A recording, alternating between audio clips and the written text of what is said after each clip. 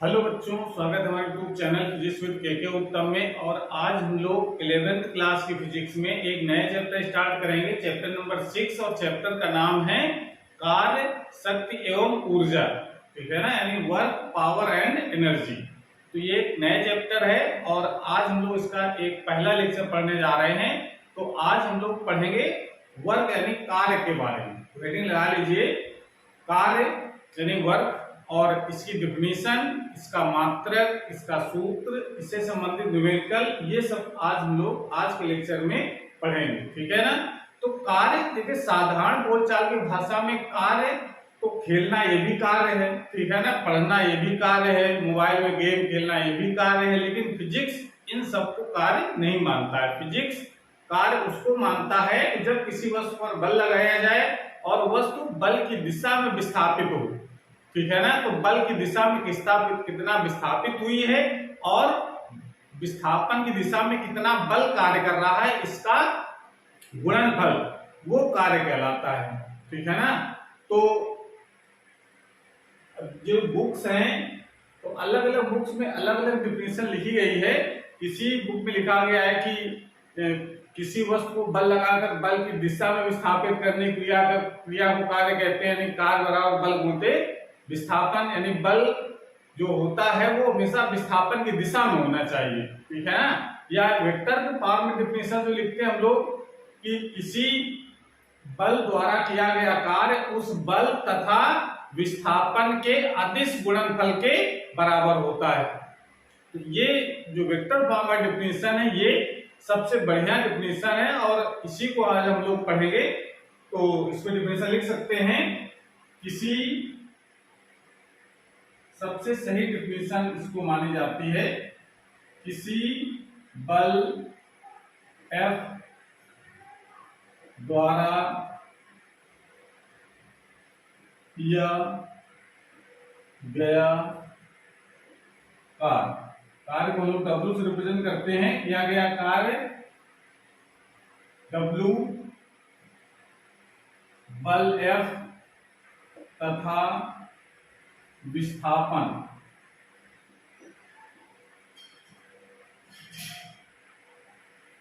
S के अदिश गुणन फल के बराबर होता है। फार्मूले को किस पास लिख सकते हैं हम लोग? W बराबर लिख सकते हैं F vector dot S vector. ये परिभाषा, इसका फार्मूला बना सकते हैं। ठीक है ना। लेकिन अगर मान लेते हैं कोई पिंड है हमारे पास, कोई वस्तु है, ये किसी सरफेस पर रखी हुई है और उस पर जो बल लग रहा है, मतलब m द्रव्यमान की वस्तु है, इस पर बल हम इस दिशा में लगा रहे हैं और विस्थापन इसका इस दिशा में हो रहा है, ऐसे, यानी खिसक करके ये वस्तु यहाँ आ गई। ठीक है ना। और ये विस्थापन हम मान लेते हैं S हो रहा है। तब ये जो लगाया गया बल है वो विस्थापन की दिशा से अगर थीटा कोण अगर बनाता है, तो ये हम लोग जानते हैं अदिश गुणन वाले फार्मूले से कि A डॉट B बराबर क्या होता है, AB cos थीटा। सेम उस तरीके से हम इसको भी लिख सकते हैं, यदि F व S वेक्टर के बीच का कोण थीटा है, तो W बराबर लिखा जाता है FS cos थीटा। ये कैसे बना है फार्मूला, इसको जब हम लोग समझ सकते हैं, हम इस बल को दो घटकों में करेंगे। एक इस दिशा में से घटक निकालेंगे, घटक कैसे निकालते हैं, जिसका कोण दिया होता है उसमें क्या लगाते हैं हम लोग cos, तो F cos थीटा, और इस दिशा में F sin थीटा। ठीक है ना। अब देखिए, जो आपको बहुत इंपॉर्टेंट चीज ये ध्यान रखनी है कि हमेशा जो गुणा जो कराना है यहाँ पर, वो गुणा कराना है बल का वो घटक जो विस्थापन की दिशा में हो। समझ में आ रहा है? यदि बल का वो घटक जो विस्थापन की दिशा में हो, तो उस बल का घटक जो विस्थापन की दिशा में हो और विस्थापन का जो गुणा कराएंगे, यानी आप इसको सिंपली इस तरीके से लिख सकते हैं F equal to F cos theta. F cos theta का मतलब बल का घटक जो विस्थापन की दिशा में है और इनटू विस्थापन। तो ये सिंपली फार्मूला क्या बन जाएगा Fs cos थीटा। समझ में आ रहा है? तो और चूंकि ये विस्थापन बल इस दिशा में हो रहा है F cos थीटा की दिशा में, विस्थापन इस दिशा में तो हो नहीं रहा, तो F sin थीटा जो घटक है इसके द्वारा कोई कार्य नहीं होगा। ठीक है ना? क्योंकि विस्थापन जिस दिशा में होगा उसी दिशा में बल का जितना मान है उसको हम विस्थापन के साथ मल्टीप्लाई करा करके कार्य का मान ज्ञात करते हैं। बात समझ में आया? तो इसका मतलब है कि जो कार्य है वो डिपेंड करता है बल पर, तो डिपेंड करता है जितना ज्यादा बल लगाएंगे कार्य उतना ही ज्यादा होगा, विस्थापन जितना ज्यादा होगा कार्य उतना ज्यादा होगा। लेकिन साथ साथ में इस बात पर निर्भर करता है कि कार्य जो बल है वो विस्थापन की दिशा से कितना कोण बना रहा है। ठीक है ना? तो यदि इसमें कंडीशन लगा दें, यदि थीटा बराबर अगर 0 है, तो अगर थीटा का मान अगर 0 हो जाएगा तो W कितना होगा बताइए? W बराबर Fs cos 0, cos 0 की वैल्यू होती है 1, यानी F इंटू S हो जाता है। तो F इंटू S सिंपली तब हम करते हैं जब बल विस्थापन की दिशा में काम कर रहा हो। जिस दिशा में ये फार्मूला का यूज करेंगे जब इस तरीके की पोजीशन हो, ये पिंड है और उस पर जो बल इसी दिशा में लग रहा हो F, और वो विस्थापित होकर के वो यहां पर पहुंच जाए। ठीक है ना? m द्रव्यमान की वस्तु है उसको विस्थापन किया तो ये विस्थापन कितना हो गया S। तो बल की दिशा में अगर विस्थापन हो रहा है तो सिंपली गुणा करा देंगे। ठीक है ना? थीटा का मान कितना होगा, दोनों जब F और S दोनों एक ही डायरेक्शन में होंगे तो विस्थापन हो जाएगा, तो विस्थापन की दिशा से जो कोण बनेगा वो 0 अंश बनेगा। तो थीटा अगर 0 है तो हम F इंटू S करा देते हैं। ठीक है? लेकिन अगर थीटा 0 नहीं है तो फिर हम फार्मूला आपको ये वाला ही लगाना पड़ेगा Fs cos थीटा। ठीक है ना? दूसरी बात इसमें यह है कि यदि थीटा का मान अगर 90 डिग्री अगर है तो तब क्या होगा? तो W बराबर हो जाएगा Fs cos 90। cos 90 का मान होता है 0, तो ये वर्क भी 0 हो जाएगा। अब देखिए इसमें वर्क भी कार्य कर रहा है, विस्थापन भी हो रहा है, लेकिन थीटा 90 होने की वजह से कार्य 0 आ गया है। ठीक है ना? तो ये किस पोजीशन में संभव होता है, इसको जरा अच्छे से बनाकर हम लोग समझेंगे। इसको नोट कर लीजिए, पहले वीडियो को पॉज करके नोट कर लें और उसके बाद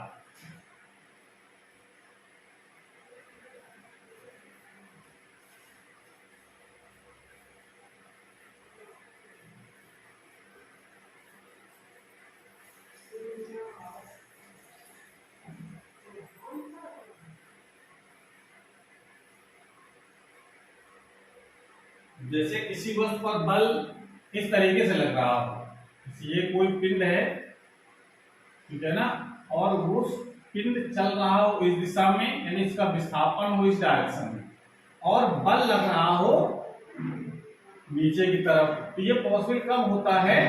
हम लोग जनरली कहते हैं कि जब कोई कुली बोझा लेकर के चलता है प्लेटफॉर्म पर या कहीं पर भी चलता है, कोई भी आदमी बोझा लेकर के जब चलेगा तो उसका कार्य 0 माना जाता है। पर यह बात 100% सही नहीं है। कार्य किस बल के कारण 0 है, ये जरूर पता होना चाहिए किस बल के कारण कार्य निकाल रहे हैं। ठीक है ना? क्योंकि देखिए ये जो गुरुत्व बल जो लग रहा है उस पिंड पर, तो उस गुरुत्व बल और विस्थापन जिसके बीच का कोण 90 डिग्री है, ठीक है ना, तब यहाँ पर W का मान F इंटू S cos 90 हो जाता है, तो इसका मान 0 आ जाता है। ठीक है ना? लेकिन अगर कहा जाए घर्षण बल के विरुद्ध कार्य, तो घर्षण बल के विरुद्ध कार्य 0 थोड़ा नहीं होगा, यानी घर्षण बल तो हमेशा उसी गति की विपरीत दिशा में काम करेगा। ठीक है ना? तो घर्षण बल के विरुद्ध किया गया कार्य वो 0 नहीं माना जाएगा। बात समझ में आ रहा है? तो इसका मतलब है पुली द्वारा जो कार्य 0 होता है कौन से बल के कारण? गुरुत्व बल के कारण, यानी mg जो वर्क कर रहा है नीचे की तरफ, उसके कारण जो कार्य होगा वो 0 होगा। ये पॉइंट आपको ध्यान रखना है। घर्षण बल के कारण कार जीरो नहीं होगा, पुलिस चलता है तो घर्षण बल कार जीरो नहीं होगा, या उसको आगे बढ़ने के लिए जो स्वयं उस पर बल लगाता है, ठीक है ना, उसके कारण भी कार जीरो नहीं होगा। चलने के लिए बल इस तरफ लगाएगा, तो इस तरफ जो बल लगाएगा चलने के लिए, तो बल और विस्थापन एक ही दिशा में हो गए, तो कार जीरो नहीं होगा।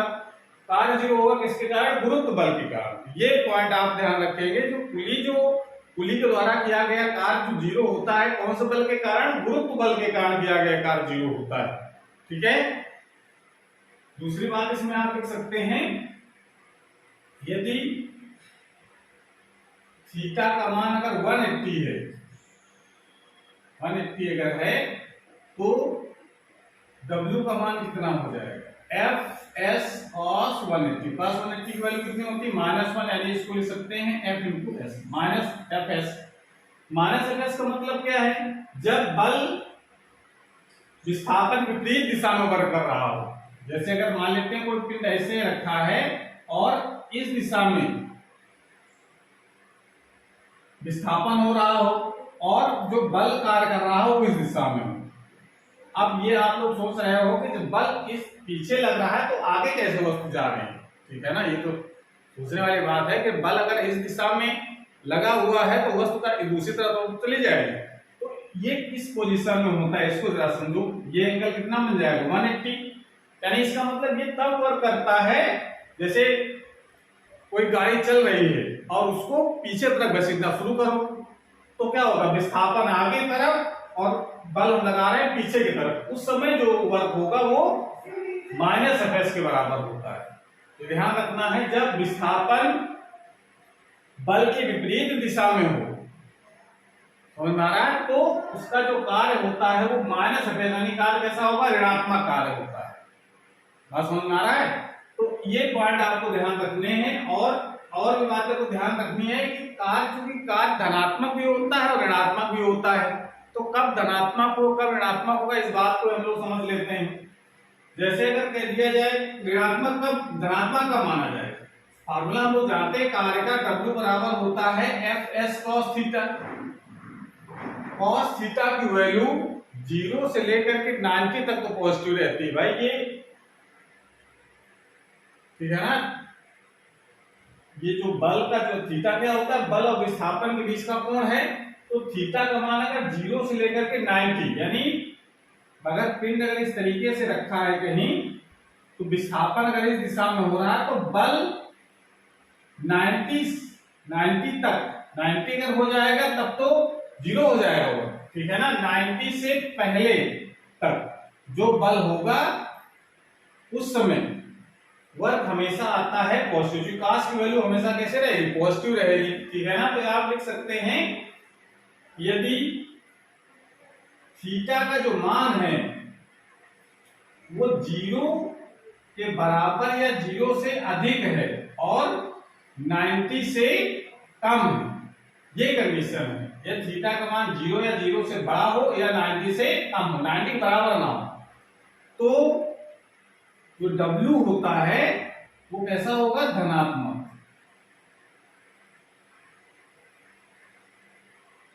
तो W धनात्मक होता है, ठीक है ना। इस स्थिति में ये धनात्मक का क्या मतलब है? इस स्थिति में पिंड या वस्तु जो जिस पर भी वर्क हो रहा है, ठीक है ना, इस स्थिति में पिंड या वस्तु जिस पर वर्क हो रहा है उसकी बात हो रही है कि ऊर्जा बढ़ती। अगर कार्य धनात्मक होगा तो उस वस्तु की ऊर्जा बढ़ जाती है, ठीक है ना। तो इसका मतलब जैसे किसी वस्तु पर बल हम लगाएं और वस्तु विरामावस्था में है और उसको बल लगा करके उसको आगे बढ़ा दें, ठीक है ना, तो आगे बढ़ा दिया, इसका मतलब क्या है कि उसकी जो ऊर्जा पहले कितनी थी? गतिज ऊर्जा 0 थी, हमने उसको गतिमान कर दिया बल लगा करके बल की दिशा में, तो उसका कार्य कैसा होगा? धनात्मक, यानी उसकी ऊर्जा बढ़ गई, 0 थी पहले, 0 से ज्यादा हो गई। इसका मतलब है कि जब ये कब पॉसिबल होता है? जब वर्क धनात्मक हो। धनात्मक कब होगा? जब एंगल जो होगा वो 0 और 90 के बीच में हो, तब ये पॉसिबल होता है, ठीक है ना। उस समय वस्तु की ऊर्जा जो है वो बढ़ जाती है, समझ में आ रहा है? तो नोट कर लीजिए। उसके बाद ऋणात्मक कब होगी?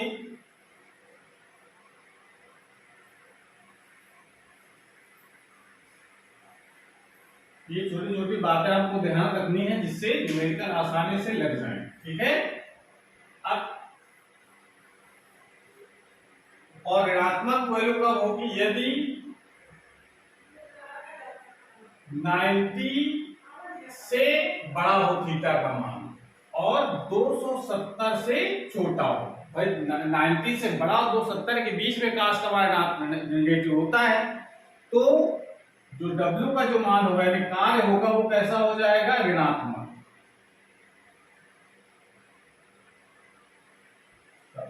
तो W ऋणात्मक होगा।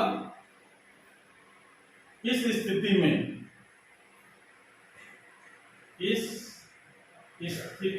में वस्तु की ऊर्जा घटती है।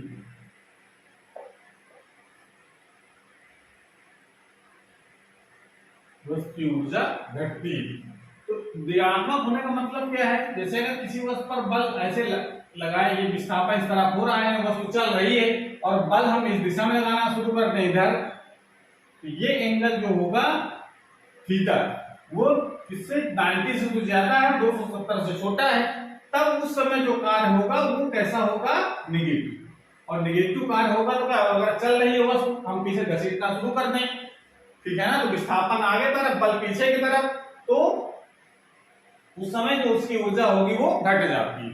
ठीक है ना। तो ये आप ध्यान रखना है, जब भी किसी वस्तु पर धनात्मक कार्य होगा तो उसकी ऊर्जा बढ़ती है और जब किसी पर ऋणात्मक कार्य होता है तो उसकी ऊर्जा घट जाती है। ठीक है।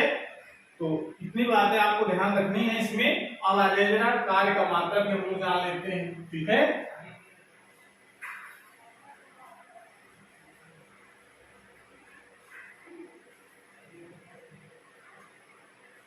तो अगली बात आपको लिखना है, कार्य का SI मात्रा, SI पद्धति में मात्रा। तो सूत्र सही लग रहा है, बल मतलब विस्थापन होता है तो न्यूटन इनटू मीटर, अथवा इसे का दूसरा नाम भी रखा गया है जूल। कार्य का SI पद्धति मात्रा न्यूटन मीटर अथवा जूल होता है तथा CGS पद्धति में, CGS पद्धति में कार्य का मात्रक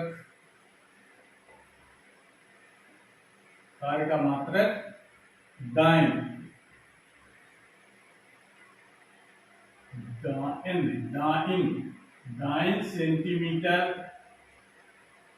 सेंटीमीटर अथवा अर्ध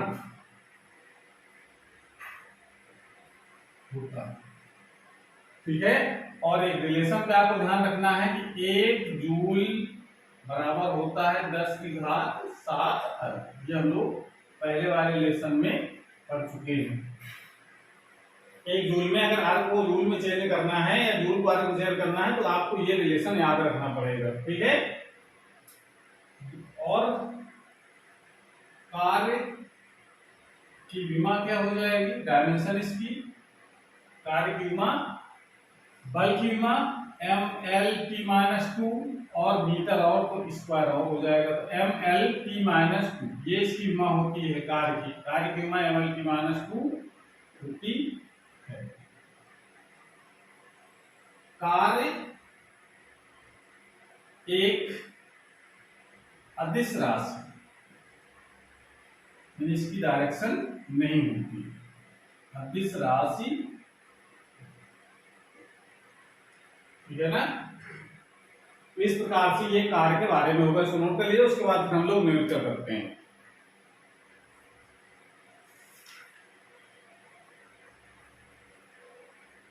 ठीक है।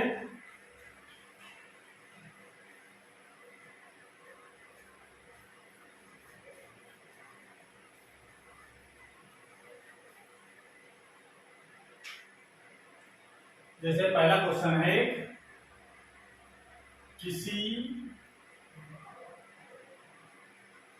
बल मतलब वेक्टर फॉर्म में बल का मान दे रखा है 2i cap plus 3j cap minus 10k cap, ठीक है ना, न्यूटन। कितना बल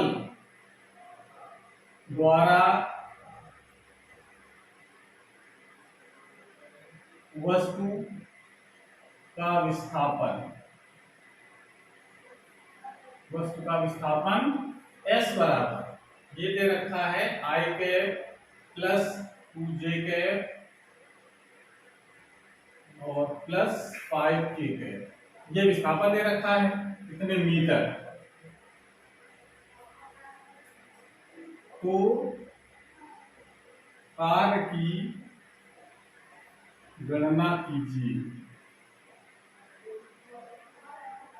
गणना कीजिए। तो कैसे करेंगे इसको, देखिए अगर इस वेक्टर फॉर्म में अगर बल और विस्थापन दे रखा है तो बल और विस्थापन का सिंपली केवल मल्टीप्लाई करा देना है। कौन सा मल्टीप्लाई कराएंगे, अदिश गुणन वाला, यानी फार्मूला हम लगाएंगे W equal to F dot S, F vector dot S vector. W बराबर हो जाएगा 2i cap plus 3j cap plus 10 k cap dot S की वैल्यू है i cap plus 2j cap plus 5k cap. इसका आदेश गुणन जरा कराओ। आदेश गुणन कैसे कराते हैं, i के गुणांक i गुणांक के साथ j के गुणांक का j गुणांक के साथ k गुणांक का k गुणांक का, ये हम लोग आदेश गुणन में पढ़ चुके हैं। तो ये कितना हो जाएगा 2 2 1 जा 2 3 2 जा 6 माइनस 10 बचे 50, कितना हो गया ये 10 बचे 50, तो ये हो गया 6 2 8 माइनस 50, कितने बचेंगे माइनस के 42 जूल, इतना वर्क हो जाएगा। ठीक है, इस प्रकार से अगर कहीं वेक्टर फॉर्म में दे रखा है, कार्य निकलवा रहा हो, तो हम इसको अदिश गुणन के तरीके से निकाल लें। ठीक है, उसके बाद अगला क्वेश्चन नोट कर लो।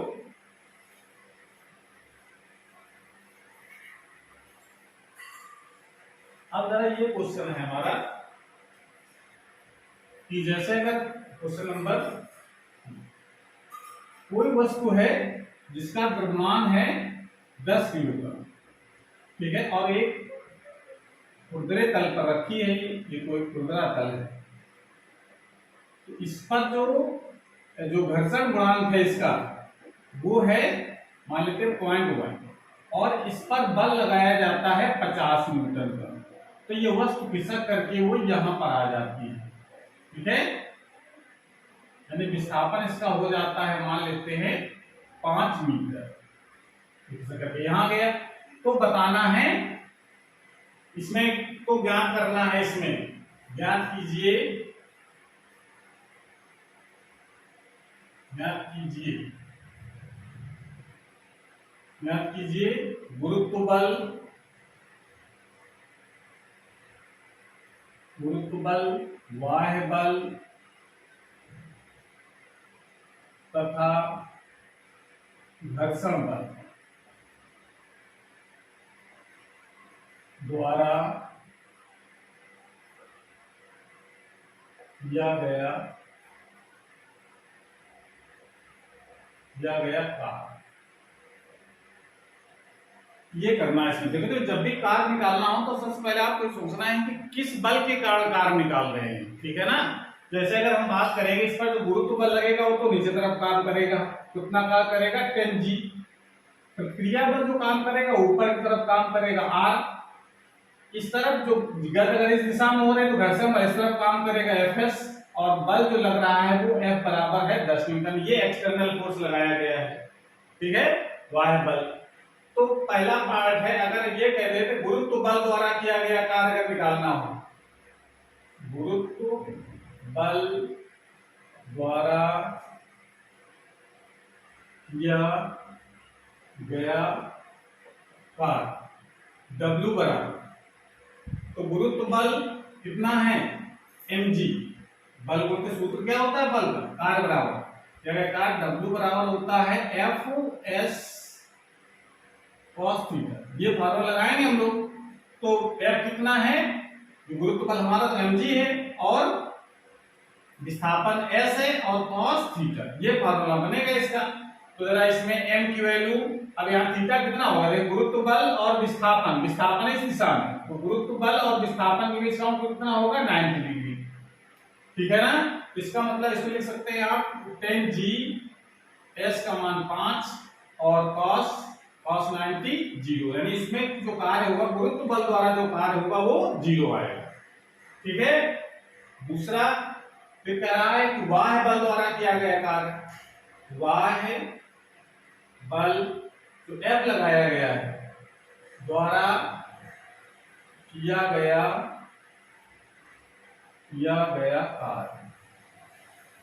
कार्य W बराबर y F into S cos theta. अब देखिए y बल कितना है इसका 50 मीटर, विस्थापन कितना हो रहा है, बल की दिशा में विस्थापन है 5 मीटर इंटू cos, बल और विस्थापन दोनों एक ही डायरेक्शन में, तो cos 0, तो कितना हो जाएगा 55 25 250 जूल, कितना कार्य हो जाएगा, ठीक है। अब घर्षण बल द्वारा किए गए कार्य कैसे निकालेंगे, इसको नोट कर लीजिए पहले।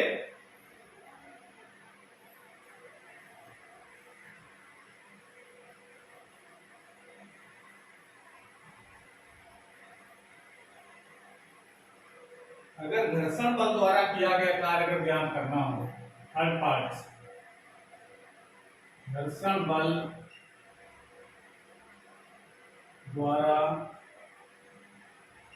किया गया कार्य, घर्षण बल द्वारा किया गया कार्य W बराबर घर्षण बल कौन सा Fs इंटू विस्थापन कितना होगा S cos थीटा, और Fs किस बराबर होता है म्यू s r के बराबर, और इंटू s और cos कितना हो जाएगा 180, विस्थापन और बल के बीच का कोण कितना है 180 अंश, विस्थापन उस दिशा में, बल इस दिशा में घर्षण बल लगेगा, तो म्यू s 0.1 r क्या होगा m इंटू g, r क्या होता है m इंटू r और mg दोनों अपोजिट हैं, तो r इंटू इसका 10g के बराबर हो जाएगा, तो और r 10 और g की वैल्यू 10 हम लोग लिख सकते हैं, तो इसका मतलब है कि r की जगह हम लोग क्या लिख सकते हैं 10 गुणित 10, ठीक है ना। और s 5 और cos 180 की वैल्यू है -1, ये तो पॉइंट खत्म हो जाए 10 बचे 50 -50 दूरी, ठीक है। इस तरीके से हम लोग ज्ञात कर सकते हैं किया गया कार्य। नोट कर लीजिए इसको, फिर एक क्वेश्चन और करते हैं हम लोग।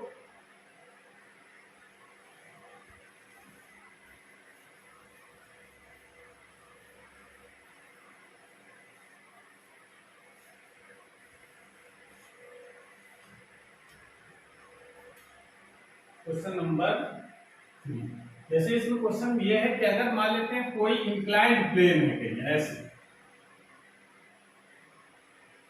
और इस पर ये एंगल बन रहा है थीटा, और पिंड यहाँ पर कोई रखा है और वो अपने आप फिसल करके, यानी इसको इंक्लाइन होने के कारण ये अपने आप फिसल करके वो यहाँ पर आ जाता है, इसकी लंबाई हम मान लेते हैं L है और पिंड का द्रव्यमान है वो m है, और ये खिसक करके वो यहाँ पर आ जाता है अपने आप, यानी इस दिशा में उसको अपने आप खिसकता है, ठीक है।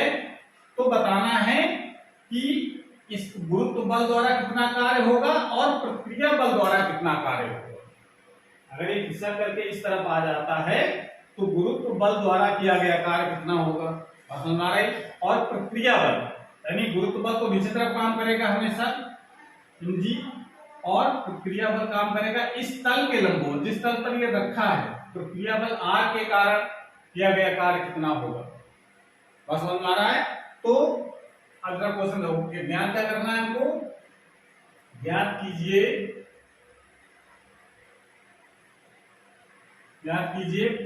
प्रतिक्रिया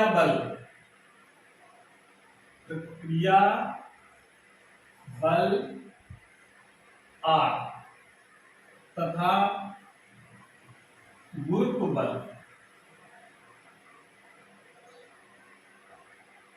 बल द्वारा किया गया कार्य, ये ज्ञात करना है। ठीक है, तो पहले आ जाओ हम लोग ज्ञात करते हैं इसका सॉल्यूशन। पहला पार्ट इसका है प्रक्रिया बल। तो प्रक्रिया बल और विस्थापन, देखो विस्थापन है इस दिशा में और प्रक्रिया बल है ऊपर की तरफ, ये कोण कितना बनेगा, बल और विस्थापन के बीच का कोण 90 डिग्री। तो इसका मतलब है कि जो प्रक्रिया बल द्वारा जो किया गया कार्य होगा, प्रक्रिया बल द्वारा किया गया कार्य W बराबर F S cos theta formula होता है में, तो यहाँ पर F कितना है, R S L है विस्थापन को, तो L मान लेते हैं cos 90 होने की वजह से ये 0 हो जाएगा। तो प्रक्रिया बल द्वारा किया गया कार्य 0 आ जाएगा। ठीक है ना। सेकेंड पार्ट इसका गुरुत्व बल द्वारा किया गया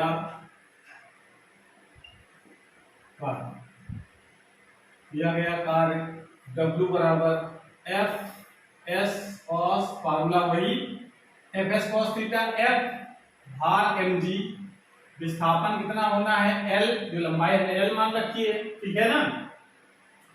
और थीटा कितना होगा, तो बल और विस्थापन, ये भार तो नीचे तरफ काम करेगा, भार मतलब गुरुत्व बल। ठीक है ना। तो गुरुत्व बल नीचे तरफ, तो ये एंगल कितना होगा ये जरा ज्ञान करो पहले। ये थीटा है तो ये 90 तो रहेगा, ऊर्ध्वाधर आ रहा नीचे की तरफ, तो ये हो जाएगा 90 माइनस थीटा। तो बल और विस्थापन के बीच में कितना होगा 90 माइनस थीटा, तो यहाँ पर आ जाएगा cos 90 माइनस थीटा, तो ये हो जाएगा mg l cos 90 minus theta क्या हो जाएगा sin थीटा, ये इसका आंसर हो जाएगा mg l sin।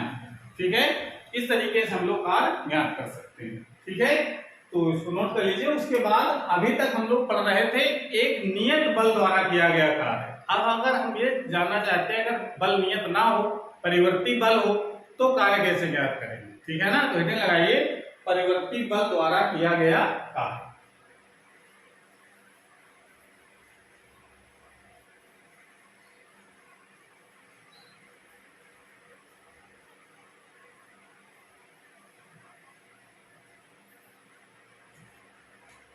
हेडिंग परिवर्ती बल, परिवर्ती बल द्वारा किया गया कार्य। तो परिवर्ती बल होता क्या है पहले भी हम लोग जान लें, और उसके द्वारा कार्य कैसे निकालते हैं फिर हम लोग जानते हैं ये बात। ठीक है, तो परिवर्ती बल का मतलब होता है कि ऐसा बल जो दूरी बदल, भाई बल लगाएं तो विस्थापन होगा, अगर हो रहा है विस्थापन को। ठीक है ना। तो अगर बल का मान पूरे विस्थापन में नियत रहे तब तो हम F S cos theta formula लगा देते हैं। ये देखिए कि फार्मूला अभी हम लोगों ने पढ़ा है W बराबर एफ एस कॉस थीटा। ठीक है ना। ये फार्मूला तभी लगता है जब एफ का मान कैसा हो, नियत। नियत अगर है, नियत बल है तब तो ये फार्मूला लगेगा। ठीक है ना। पूरे विस्थापन में बल का मान कांस्टेंट रहा होगा, लेकिन अगर विस्थापन बदला तो बल का मान ही बदल गया। जैसे फार्मूला देखो, इसका कोई ऐसे लिखा है एक्स, एफ का मान एक्स स्क्वायर दिया है, तो अगर एक्स क्या है, ये दूरी है, यानी एक्स का मान 1 से लेकर के एक्स बराबर 2 के बीच में अगर कार्य निकालना हो तो एक्स बराबर 1 रखो तो बल का मान 1 न्यूटन है, एक्स बराबर 2 रखोगे तो बल का मान बदल जाएगा। ठीक है, जैसे विस्थापन बदलेगा तो दूरी 4 न्यूटन हो गया। तो अब यहां से यहां तक मान लो 1 से लेकर के 2 मीटर तक विस्थापन हो रहा है, तो बल का मान यहाँ पर कुछ दूसरा है, यहाँ पर कुछ दूसरा, इसके बीच में जो दूरी होगी उसके दूसरा मान होगा। इस तरीके से कह सकते हैं जब बल नियत ना हो, दूरी के साथ बल का मान बदल रहा हो, तो उसे कहा जाता है परिवर्ती बल। ठीक है ना। तो बल का परिमाण बदल रहा हो चाहे दिशा बदल रही हो, अगर बल का परिमाण दिशा दोनों बदल रहे हैं तो उसको परिवर्ती बल कहा जाता है, या दोनों में से कोई एक बदल रहा है तब भी हम उसको परिवर्ती बल कहेंगे। तो उसका बल का फार्मूला हम लोग फिर जो कार्य का जो फार्मूला ये वाला यूज नहीं होता, ये वाला फार्मूला यूज तभी होता है जब बल का मान नियत हो। अगर बल बदलने वाला है यानी परिवर्ती बल है, तो उसका फार्मूला हम लोग समाकलन विधि से ज्ञात करते हैं। ठीक है ना, कैसे निकालते हैं ये जरा हम लोग देख लें पहले। तो फार्मूला क्या है, इसमें फार्मूला आपको जानना है केवल। तो फार्मूला जानने के लिए हम लोग देखते हैं कि परिवर्ती बल, भाषा लिख लीजिए थोड़ी सी ताकि आपको याद बना रहे। परिवर्ती बल द्वारा किया गया कार्य, परिवर्ती बल द्वारा किया गया कार्य समाकलन विधि से ज्ञात करते। ये बात आपको ध्यान रखनी है। कैसे ज्ञात करते हैं, यदि परिवर्ती बल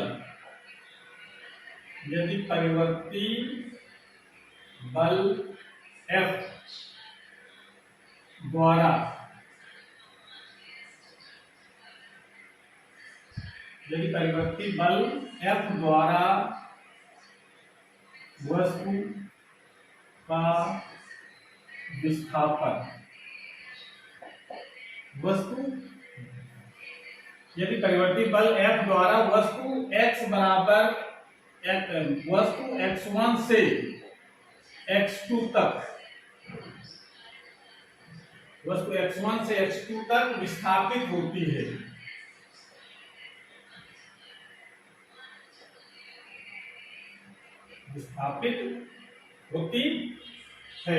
तो परिवर्ती बल द्वारा किया गया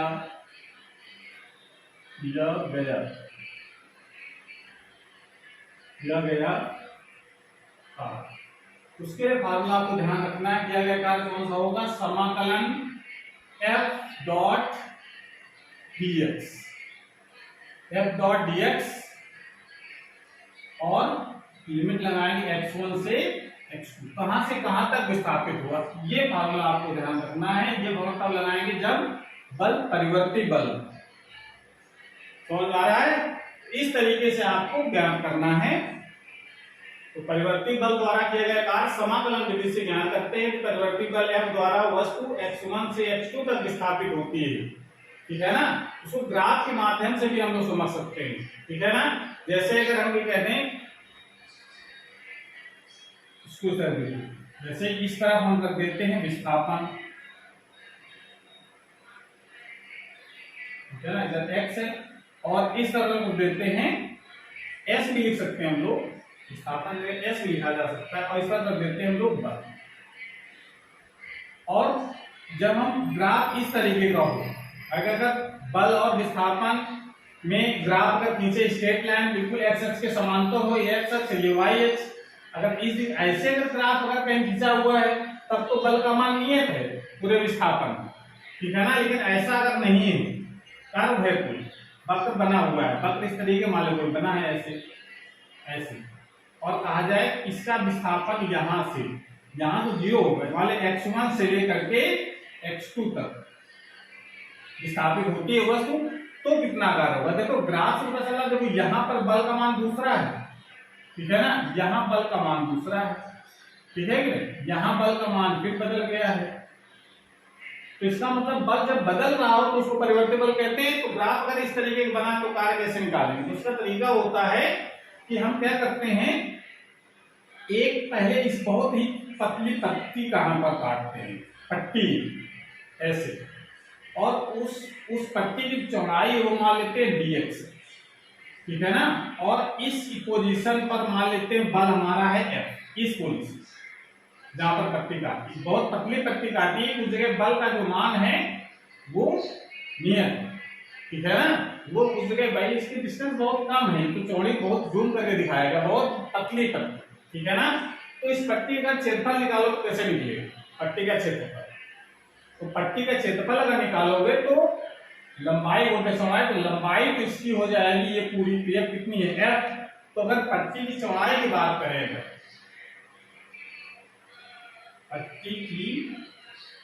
पट्टी का क्षेत्रफल क्या होगा? F into dx।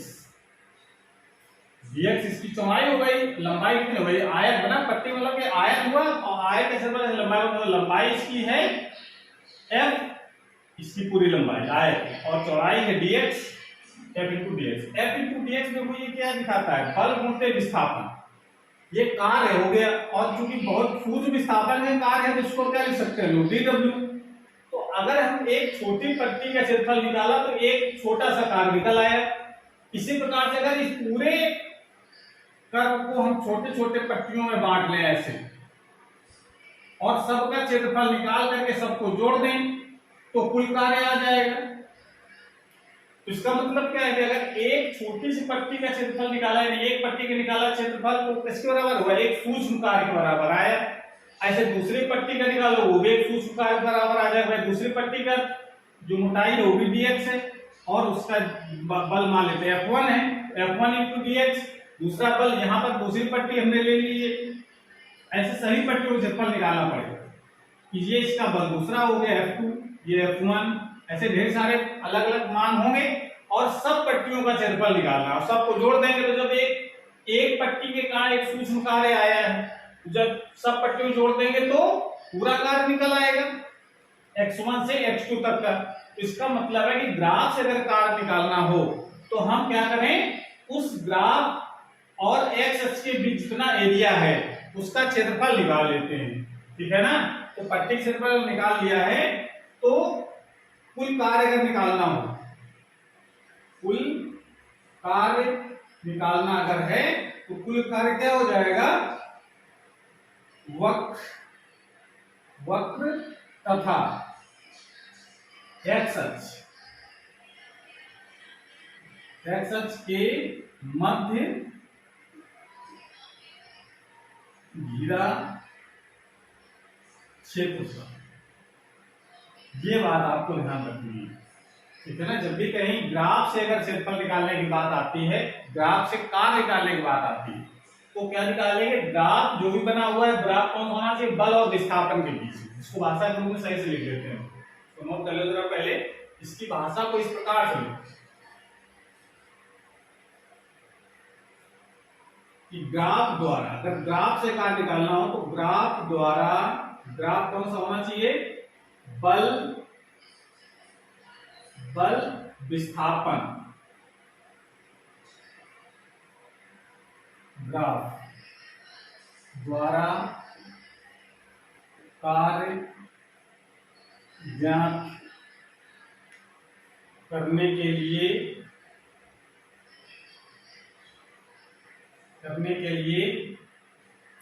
ग्राफ तथा x अक्ष के मध्य घिरा क्षेत्रफल, मध्य घिरा क्षेत्रफल ज्ञात करते हैं। ये बात बस ध्यान रखिए आप।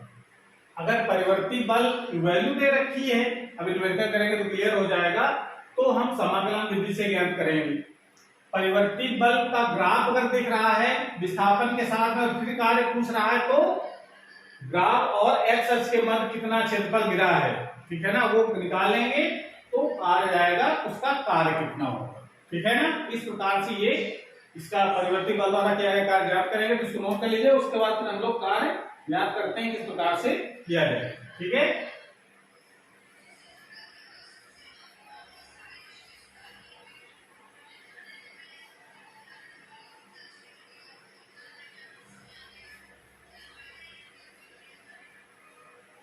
जैसे पहले इसका क्वेश्चन अगला है हम लोगों का, क्वेश्चन नंबर मान लेते हैं चौथा क्वेश्चन, ठीक है ना।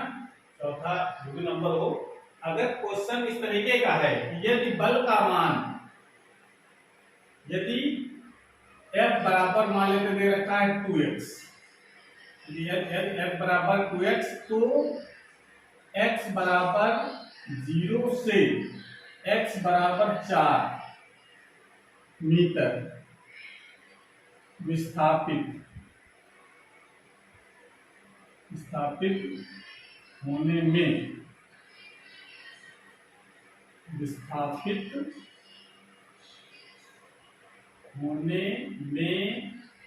किया गया कार्य ज्ञात कीजिए।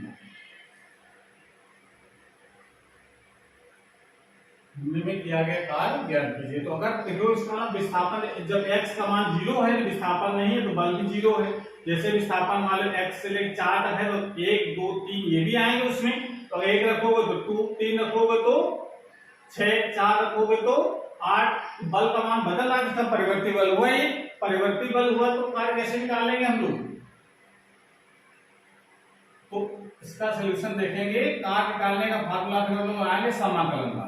x1 से x2 ये इसकी लिमिट हो जाएगी f डॉट dx या f डॉट dx, ठीक है ना। बल की दिशा में विस्थापन हो रहा है तो fs या f इंटू s ds भी लिख सकते हैं, ठीक है ना। f इंटू dx भी लिखा जा सकता है। तो इधर वैल्यू लगाओ। इसमें लिमिट हमारी कहां से कहां तक बता दो, 0 से लेकर के 4 तक। f का मान है 2x इंटू dx। 2 बाहर, समाकलन से कितना हो जाएगा, x dx लिखेंगे। ये वैल्यू हो जाएगी 2x स्क्वायर बाई 2। ये इसका समाकलन हो जाएगा 0 से लेकर के 4। इसकी लिमिट 0 से लेकर के 4 की लिमिट है। 2 से 2 तो कैंसिल हो जाएगा, तो इसकी वैल्यू लगाओ। 2 का x लेगा 4, 4 का स्क्वायर माइनस 2, 0 का स्क्वायर कितना होगा, 4 को 16 जूल। इतना कार्य हो जाएगा। तो हमारा इस प्रकार से वर्क हम लोग ज्ञात करेंगे जब भी परिवर्ती बल का मान दे रखा हो, ठीक है ना। इस तरीके से कोई भी वैल्यू दी हो सकती है परिवर्ती बल की, उस तरीके से हम लोग ज्ञात कर लेंगे, ठीक है। दूसरी बात, अगर ग्राफ दे रखा है तो कैसे निकालेंगे हम लोग? f की वैल्यू कुछ भी हो सकती है, जरूरी नहीं कि 2x दिया हो। x स्क्वायर भी हो सकता है, x square plus 2x plus 3 भी हो सकता है। जो भी वैल्यू है उसके हिसाब से इसको सॉल्व करेंगे। अगला क्वेश्चन हम लोग इस तरीके से ग्राफ वाला क्वेश्चन देख लीजिए। ग्राफ वाला कैसे करेंगे क्वेश्चन? मान लो ग्राफ इस तरीके दिया है, कोई बल और विस्थापन के बीच। इस तरफ है विस्थापन और इस तरफ है बल, और ग्राफ कुछ ऐसा है, यहाँ पर 0, ये है 10 न्यूटन बल है, यहाँ पर ये है 5 मीटर है, और ये 10 मीटर। ऐसा ग्राफ दे रखा है। तो कहा जाए किया गया कार्य बताओ कितना होगा, ठीक है ना। यानी 0 से x बराबर 10 मीटर के बीच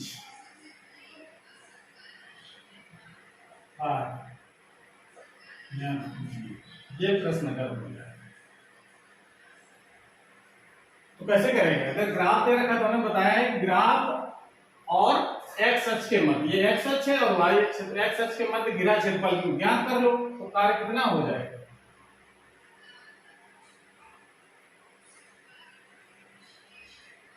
कार्य W बराबर हो जाएगा इस क्षेत्रफल इसका, ठीक है ना।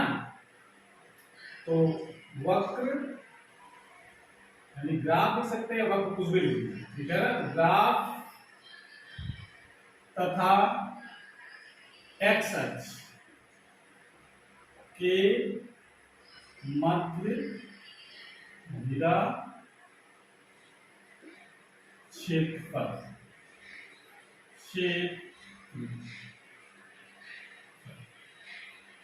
तो क्षेत्रफल जरा ये भी हमको निकालना है एरिया, और ये भी एरिया निकालना है। तो पहले ये आयत का क्षेत्रफल निकाल लो। आयत क्षेत्रफल क्या हो जाएगा, लंबाई गुणा चौड़ाई करेंगे तो 10 गुणा 5, यहाँ तक 5 हो गई दूरी, प्लस इसका एरिया और 1/2 आधार गुणा ऊंचाई। तो आधार कितना है इसका, ये उसकी ऊंचाई हो गई 10, और ये हो जाएगा, ये दूरी कितनी हो जाएगी 5, ठीक है ना। 10 - 5, ठीक है ना। यहाँ से यहाँ तक की दूरी है ये 5 मीटर, और यहाँ से यहाँ तक की दूरी भी ये 5 मीटर। तो कितना हो गया 10 पर से 50 प्लस ये कैसे कट जाएगा 2 पर से 10 55 25 यानी 75 जूल हो गया। इस प्रकार से हम लोग इसका क्षेत्रफल के माध्यम से कार्य का मान ज्ञात कर सकते हैं। ठीक है, तो ऐसे अगर ग्राफ वाले क्वेश्चन हो जाए तो आपको कहां से कहां तक का ग्राफ अगर निकालना है, जैसे अगर मान लो इस तरह का क्वेश्चन होता कोई कहीं, इसको अगर खुद ट्राई करें, ठीक है ना, ऐसा कोई ग्राफ बना है कहीं ऐसे, और ये वैल्यू दे रखी 2, ये 0 है, इधर तरफ बल है और इस तरफ है विस्थापन। एस मान लेते हैं, एक्स है, इस तरफ विस्थापन हो गया। अब इसमें कह रहा है कि हमको कार निकालना है यहां से, ये 5 और ये है 10। यहाँ पर ये जो जब विस्थापन इसका है 5 मीटर तो बल है 4 मीटर, और जब विस्थापन है 10 मीटर तो बल है 6 मीटर। ठीक है, ये मीटर में है वैल्यू और ये मीटर में है। तो कह रहा है कि 5 से लेकर के 10 मीटर जब विस्थापित होता है तो कितना कार्य हो, 5 से 10 मीटर, यानी ये वाला एरिया हो करना है। ये क्या बन गया, ये समलंब चतुर्भुज। परिवर्ती बल हुआ ना, ये परिवर्ती बल है भाई, ये दूरी बदलने से बल का मान बदल रहा है। तो कैसे निकालेंगे हम लोग कि ये जो ग्राफ है कहां से कहां तक ग्राफ, 5 से 10 मीटर के बीच अगर पूछ रहा है, 5 मीटर से 10 मीटर के बीच कार्य बताना है कितना होगा। ठीक है, तो 5 मीटर 10 मीटर के बीच और ग्राफ के बीच जो एरिया बन रहा है वो क्षेत्रफल आप ज्ञात कर लो और तो कार्य निकल आएगा। तो ये आकृति कैसी बनी है, समलंब चतुर्भुज बनी है, तो समलंब चतुर्भुज क्षेत्रफल लगा करके कार्य का मान ज्ञात कर सकते हैं। किस तरीके से, परिवर्तित बल द्वारा या ग्राफ द्वारा कार्य का मान हम लोग ज्ञात कर सकते हैं। ठीक है ना, तो इसको नोट कर लीजिए और ये करने का अभ्यास करिए इसको, और बुक में ढेर सारे न्यूमेरिकल दे रखे हैं, उसको करने का अभ्यास। तो आज क्लास हमारी पर समाप्त होती है। अगर ये वीडियो अच्छा लगा हो तो उसको लाइक करें, अपने दोस्तों को शेयर करें, और चैनल अभी तक सब्सक्राइब नहीं किया तो चैनल को सब्सक्राइब करें, जिससे नए जो वीडियो अपलोड हो उसकी नोटिफिकेशन आपके पास सबसे पहले पहुंच जाए। पढ़ाई करते रहिए। Thank you.